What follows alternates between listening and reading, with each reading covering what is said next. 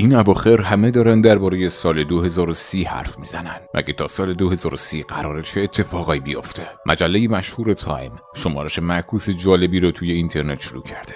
این شمارش معکوس تو سال 2030 تموم میشه. درست همین الان که این ویدیو داره پخش میشه دقیقاً 8 سال و 2 ماه دیگه تا سال 2030 مونده. بیل گیتس گفته تا سال 2030 هیچ آدم فقیری تو دنیا پیدا نمیشه. بیاین قبول کنیم این دنیایی که به سرعت در حال تغییره تو 2 سال اخیر با وقایعی روبرو شده که هیچ کدوم از ما اصلا نمیتونستیم این وقایع و اتفاقات رو حدس بزنیم. این وضعیت باعث شده که کارشناسان و محققان از 4 گوشه دنیا مجبور بشن رو مسائلی که تو 8 الی 10 سال آینده ممکنه باهاشون روبرو بشیم کار کنن. اونا دارن تلاش میکنن تا ما رو برای مواجهه با اتفاقات آینده آماده کنن و نذارن که تو آینده اتفاقی درست مشابه اون چیزی که تو اواخر قرن گذشته یعنی سال 2020 اتفاق افتاد و ما اصلا براش آمادگی نداشتیم. به نظر من هیچ ضرری نداره درباره اتفاقایی که قراره تا سال 2030 بیفته فکر کنیم. حالا بیاین با هم دیگه نگاهی بندازیم به وقایعی که قراره تا سال 2030 اتفاق بیفته.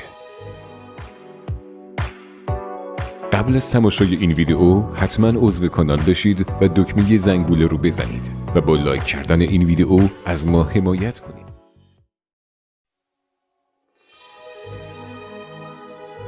همه چیز با ورود به سال 2020 شروع شد. یه موجودی که حتی نمیتونیم با چشممون ببینیمش یهویی تعادل کل دنیا رو به هم زد. بعد هم چیزی بهمون گفتن که تا مغز استخونمون نفوذ کرد. زندگی نرمال جدید. بهمون گفتن که زندگی نرمال قبلی رو کلاً فراموش کنین. زندگی نرمال قبلی تموم شد و به زندگی جدید عادت کنیم. همه چیز به قدری سریع اتفاق افتاد که ما هم خیلی زود به رعایت فاصله از هم دیگه عادت کردیم. عادت کردنش رو عادت کردیم، ولی هر روزی که گذشت سناریوهای جدیدی درباره آینده بهمون ارائه کردن. همه‌گیری ویروس کرونا خیلی ناگهانی و غافلگیر کننده اتفاق افتاد. با اینکه 2 سال داره از همه‌گیری میگذره، ولی مردم هنوز هم گیج هستن و علامت سوالهای زیادی درباره اینکه چی کار باید بکنن دارن. عدم اطمینان وجود داره و تأثیرات روانی عمیق این همه‌گیری روی مردم به طور نامحسوسی همچنان ادامه داره. ما به سرعت داریم به سمت یه نظم جهانی سوق داده میشیم. به همین خاطر چاره‌ای به جز این نداریم که ما رو هدایت کنن. قبول کنیم که همه ما برده‌های دیجیتالی شدیم. از یه طرف شرکت‌های بزرگ دارن روی این کار میکنن که ما باید روی چه چیزی و چطوری روی اون چیز فکر کنیم. از یه طرف دیگه طبیعت همچنان داره آلوده میشه و زمین هم روز به روز داره به یه جای غیر قابل سکونت تبدیل میشه. تو وبسایت رسمی مجله تایم شمارش معکوس مرموزی شروع شده. شمارش معکوسی که سال، ماه، روز و تعداد ثانیه هایی که تا سال 2030 مونده رو نشون میده. این شمارش معکوس که همه دارن درباره‌اش حرف میزنن واسه چیه؟ توضیحی که مجله تایم درباره این شمارش معکوس داده درست مثل پتکی هست که تو سر آدم میخوره. 10 سال آینده تعیین میکنه که آیا بشر میتونه روی کره زمین به زندگیش ادامه بده یا نه. مجله تایم این شمارش معکوس رو به این خاطر شروع کرده تا بهمون بگه که در عرض این 10 سال هست که معلوم میشه آیا بشر تو این دنیایی که به سرعت در حال تغییر هست میتونه زندگی کنه یا نه. خیلی از دانشمندان و محققان معتقدن که زمین دیگه جای مناسبی واسه زندگی انسان‌ها که روز به روز داره به تعدادشون اضافه میشه نیست. شاید شنیدنش براتون مسخره باشه، ولی این قضیه اونقدر جدی گرفته شده که خیلی از ثروتمندای دنیا سرمایه‌گذاری‌های کلانی واسه زندگی تو بقیه کرات انجام دادن. اونایی هم که میخوان همچنان روی کره زمین زندگی کنن جزایری که دور افتاده هست رو میخرن و تو این جزیره ها بناهایی میسازن که تو شرایط سخت بتونن توش زندگی کنن و نوشیدنی و سلاح تو این بناها انبار میکنن. چه بلایی داره سر دنیا میاد؟ آیا واقعا زندگی روی زمین داره غیر ممکن میشه؟ قبل از همه‌گیری بیماری کرونا مردم بدون توجه به همه چیز داشتن زندگی میکردن. همه ما داریم میبینیم که دنیا چطور ممکنه با یه مشکل مواجه بشه، در حالی که حتی مطمئن هم نیستیم که این مشکل جهانی آیا یه مشکل طبیعی هست یا اینکه خود آدم‌ها این مشکل رو به وجود آوردن. دانشمندان میگن وضعیتی که ما توش هستیم تازه اول راهه و قراره با تهدید بزرگتری روبرو بشیم. گرمایش جهانی و تغییرات اقلیمی موضوعی هست که قراره هر روز بیشتر از دیروز دربارش بشنویم. به گفته کارشناسان وقتی دمای متوسط جهان حتی 1 درجه بیشتر بشه باعث افزایش 30% بلایای طبیعی میشه. به همین خاطر هم هر روز اخباری درباره حوادث طبیعی زیادی که تو کل دنیا اتفاق میافتن پخش میشه. ذوب شدن دائمی یخچال‌های طبیعی باعث بالا رفتن مداوم سطح آب دریاها میشه. اگه وضعیت همینجوری ادامه پیدا کنه تا سال 2030 صدها میلیون خانه ساحلی واسه همیشه زیر آب میرن. بر اساس گزارش منتشر شده 1 میلیارد نفر تو آفریقا، آسیای مرکزی و خاورمیانه به خاطر کمبود آب و غذا مجبور میشن مهاجرت کنن. بنا به گفته کارشناسان اگه اقدامات فوری انجام نشه با کوچکترین تغییر تو تغییرات اقلیمی مشکل کم‌آبی به بزرگترین مشکل کشور تبدیل خواهد شد. یکی دیگه از پیامدهای وحشتناک گرم شدن جهانی کره زمین هم شیوع بیماری همهگیر تب دانگ هست که از طریق نیش پشه ببر آسیایی ایجاد میشه. آیا میدونستین که پشه‌ها موجوداتی هستن که انسان‌های زیادی رو تو دنیا میکشن؟ کسایی که به کشورهای آسیایی سفر میکنن از نزدیک با این پشه موذی که دارای ویروس کشنده دنگی هست آشنا هستن. قسمت جالب این قضیه همینه که این اواخر تو خیلی از کشورهای همسایه این پشه دیده شده. اگه پشه ببر آسیایی به معنای واقعی وارد این منطقه جغرافیایی بشه، یکی از موضوعاتی که تا سال 2030 ممکنه به موضوع اصلی بحث و گفتگوی ما تبدیل بشه همین پشه‌ها هستن. در صورت ورود این پشه به کشور باید تو تابستون‌ها خیلی مواظب باشیم. پشه‌های ببر آسیایی رو بدنشون خالهای سفیدی دارن. اینجوری میتونین اونها رو شناسایی کنین. در ظرف‌های حاوی آب رو باز نذارین. اینجوری از تولید مثل و زیاد شدن این پشه‌ها جلوگیری می‌کنین. یه مشکل بزرگ دیگه که تا سال 2030 قراره باش مواجه بشیم، قطع شدن اینترنت و برق در سطح جهانی هست. اگه به عواقب و نتایج قطعی چند ساعتی بعضی از شبکه‌های اجتماعی تو چند روز اخیر نگاهی بندازیم، متوجه میشیم که اگه اینترنت تماماً قطع بشه، شرایط خیلی سخت میشه. و کارشناسان معتقدند که تا سال 2030 احتمالاً با همچین مشکلی هم مواجه میشیم. گفته میشه به خاطر وقوع طوفان‌های بزرگ خورشیدی تو سطح جهان اینترنت ممکنه ماه‌ها قطع بشه و مشکل بزرگتر اینه که طوفان‌های خورشیدی ممکنه باعث قطعی برق تو کل دنیا هم بشن. در واقع طوفان‌های خورشیدی تنها عامل قطعی سراسری برق نخواهند بود. در حال حاضر کشور چین با مشکل بزرگ قطعی برق مواجه است. تو روزهای اخیر قطعی بزرگ برق زندگی مردم چین رو مختل کرده. یکی از موضوعاتی که گفته میشه قراره تا سال 2030 اتفاق بیفته برداشتن قدم‌های اولیه به سوی آینده آرمانی هست که قراره هیچ کس صاحب هیچ چیزی نباشه و در عین حال خوشبخت باشه. این موضوع اولین بار تو مجمع جهانی اقتصاد مطرح شد، ولی بعداً تکذیب کردن که این موضوع تو مجمع اقتصاد جهانی مطرح شده و از مجراهای دیگه این موضوع مطرح کردن. و اگه این پروژه عدم مالکیت واقعاً از طرف یه عده‌ای برنامه‌ریزی شده باشه خیلی جالب میشه. اینکه در آینده شما مالک هیچ چیزی نیستین ولی خوشبخت هستین. به این معنی که شما تو آینده نه خونه‌ای دارین، نه ماشینی و نه هیچ چیزی. فقط وقتی که به این اشیا احتیاج دارین کرایه‌اش میکنین و بعد از تموم شدن کارتون به نفر بعدی تحویلش میدین. وقتی که خونتون رو ترک میکنین ممکنه در نبود شما تو خونه یه جلسه کاری 2 ساعته برگزار بشه. وقتی از دوچرختون استفاده نمی‌کنین، یکی دیگه ازش استفاده می‌کنه.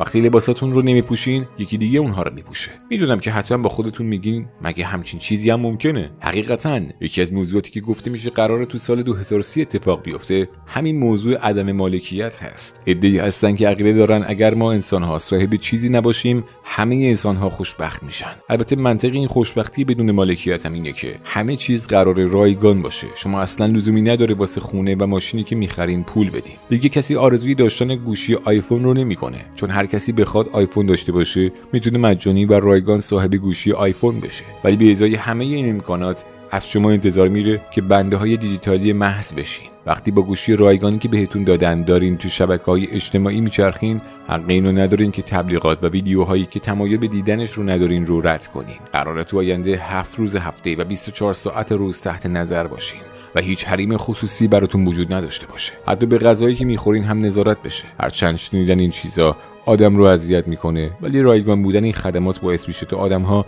خیلی راحت با این موضوع کنار بیان.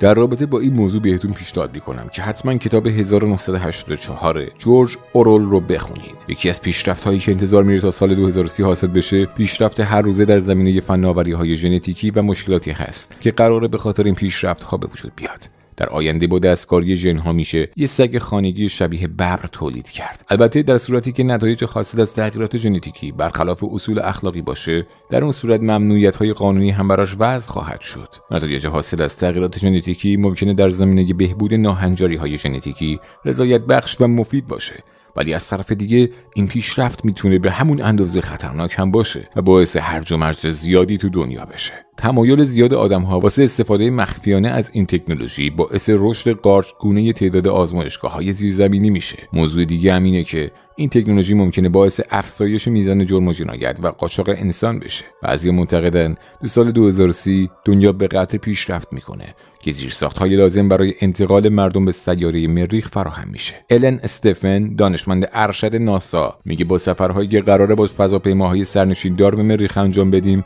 احتمالاً نشونه‌هایی از حیات تو مریخ پیدا کنیم. تکنولوژی چاپگر سه‌بعدی به خاطر پیشرفت سریعش قراره به یکی از مهمترین ابزارهای آینده تبدیل بشه. تولید اندام‌های مصنوعی وسیله چالگرهای سه‌بعدی یکی از موضوعاتی هست که دارن روش مطالعه و برنامه‌ریزی میکنن و قراره تا سال 2030 نتیجه بده. گفته میشه وقتی این اتفاق بیفته خیلی از بیماری ها درمان میشه. تا سال 2030 تلویزیون، کامپیوتر و آیپد از رده خارج میشن، چون دانشمندان دارن روی تکنولوژی کار میکنن که قادر تصاویر 4 بعدی رو مستقیما رو شبکه چشم شما پخش کنه. یعنی بدون تصویر و هدست و عینک خاصی درست داخل چشماتون میتونین فیلم ببینین و یا با عزیزانتون تماس بگیرین. و یه موضوع بحث برانگیز دیگه هم تولید گوشت مصنوعی هست. بنا به گفته بیل گیتس، از اونجایی که گازهایی که گاوها تولید میکنن یکی از دلایل اصلی گرمایش جهانی هست، قرار مصرف گوشت طبیعی متوقف بشه و به جاش گوشت مصنوعی وارد سبد مصرفی مردم بشه. به خاطر بازی‌های پیشرفته کامپیوتری، جوان‌هایی که دارن از دنیای واقعی دورتر میشن و تو دنیای فانتزی این بازی‌ها فرو میرن، دچار مشکلات سازگاری بین دنیای واقعی و دنیای مجازی میشن. علاوه بر گوشی‌های همراه و کامپیوترها، خیلی از وسایل منزل هم مجهز به اینترنت میشن.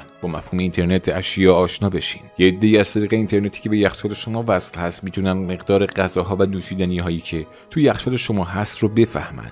و وقتی تلفن همراهتون رو باز میکنین براتون تبلیغاتی درباره وسایلی که توی یخچالتون تموم شده میاد. آیا تا به حال شنیده بودین که تو سوئد به برگ‌های یه درخت حسگرهایی وصل کردن و این درخت یه حساب توییتری داره و از طریق این حساب احساسات خودش رو توییت میکنه؟ تو مکان‌هایی که حتی فکرش رو هم نمی‌کنین قرار اینترنت باشه. و صد البته ربات‌ها که یکی از ضروریات آینده هستن. تخمین زده میشه که تعداد ربات‌ها تو دنیا بیشتر از تعداد انسان‌ها بشه. به خاطر کمرنگ شدن ارزش‌های اخلاقی و انسانی، خیلی از انسان‌ها با ربات‌ها ازدواج میکنن و پیش بینی اینکه ربات‌ها قراره تو آینده چقدر تو زندگی انسان‌ها نقش داشته باشن اصلاً هم سخت نیست. موضوع مورد بحث دیگه این هست که آیا ربات‌ها قراره واسه انسان‌ها مفید باشن یا اینکه قراره خطری باشن که انسان رو تهدید بکنه. به نظرم میاد تا سال 2030 دنیا قراره پیشرفت‌های زیادی بکنه. امیدوارم که این پیشرفت به نفع بشریت باشه.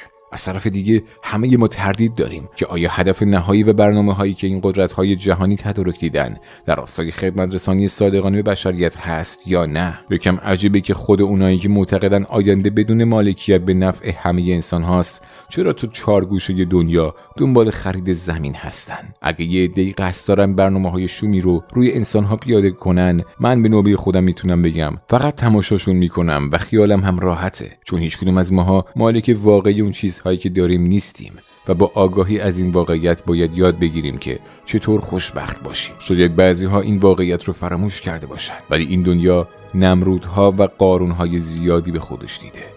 شما چی فکر میکنید؟